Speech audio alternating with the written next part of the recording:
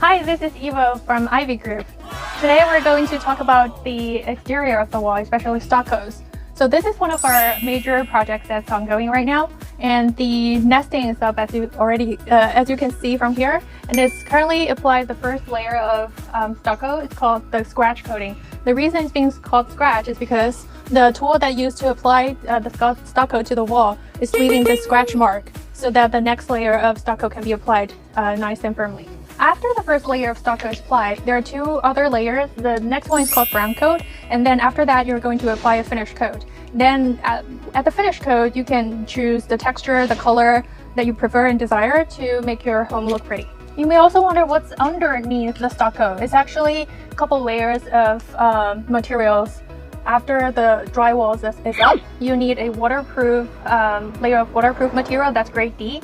And then after that layer is up, and you need to apply a layer of wired netting to make sure that stucco can be adhered to the wall nice and firmly.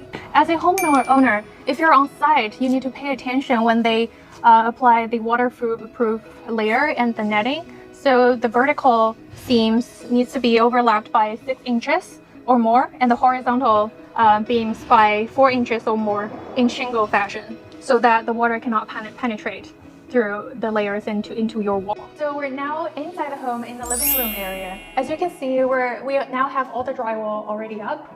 So before the drywall is up, the city did their second to last round of inspection, and the next one will be the final inspection after all interior is done.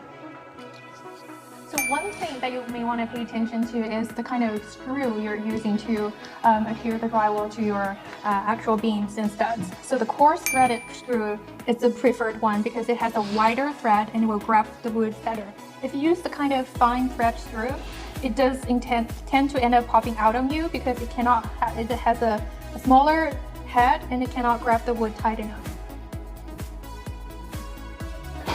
So the next step is to finish up the wall with plasters. Before you do that, you want to make sure that your corners are properly taped and all the joints are finished taping.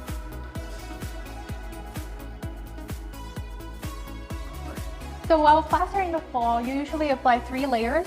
The first layer is very light. You mix together PVA and water by 1:1 or 1:2 ratio, and then apply a very light, almost transparent coat to the wall. And then you will apply second and third layers of plasters with a properly mixed plastering.